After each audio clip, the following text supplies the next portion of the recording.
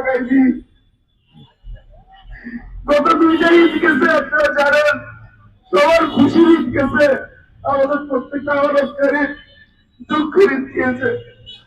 আমরা বলছি যে রমজান শেষে এরকম খুশি দিন আমাদের আসছে দুঃখের ঈদ।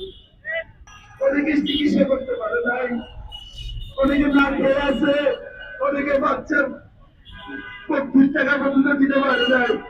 যারা টাকা পাচার করেছে, যারা টাকা লুপাট করেছে, যারা টাকা পাচারের সাথে জড়িত, আমরা তাদের শাস্তির আয়ত্তে এনে প্রয়োজনে তাদের সম্পত্তি বাজেয়াপ্ত করে আমরা আমাদের অর্থ ফেরত চাই।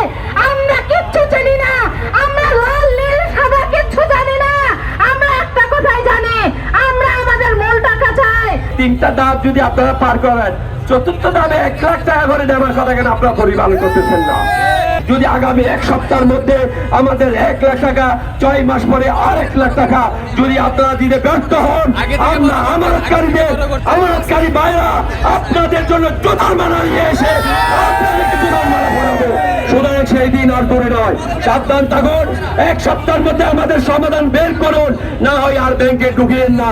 আপনি যদি ঢুকেই থাকেন, জোতার মালা পরার জন্য আপনারা প্রস্তুত হন। যারা দুর্নীতি করছে তারা এই দেশে আজকে নাই, তাদের দোষররা কিন্তু এখনো রয়ে গেছে, তাদের দোষররা এখন এই বাংলাদেশ ছেড়ে যায় নাই।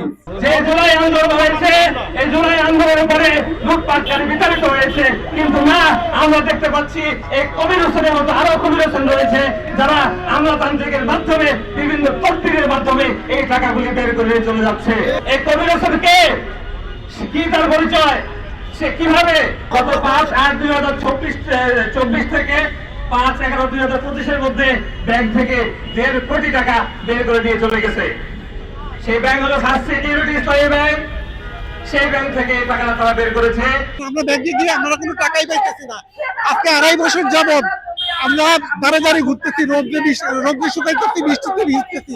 এতদিন ভাবছিলাম প্রাইম মিনিস্টার তারেক রহমান আসলে আমাদের কষ্টটা লাঘব হবে, কিন্তু আজকে আমরা কষ্টের দ্বারপ্রান্তে আমরা দাঁড়ায় আছি, আমাদের কোনো কষ্টের লাঘব হইতেছে না, আমরা দাঁড়িয়ে দাঁড়িয়ে ঘুরতেছি।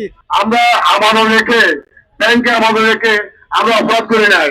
যদি আপনারা অপরাধ করছি বলে মনে করেন, তাহলে একটা অত্যন্ত ভুল করবেন।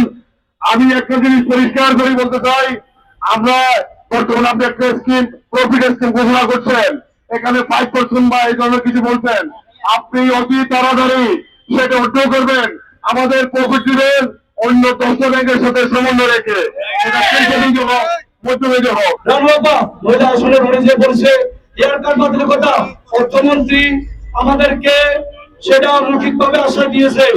আমরা মৌখিকভাবে বিশ্বাসী না, আমাদেরকে গেজেট আকারে আমরা কাগজ চাই।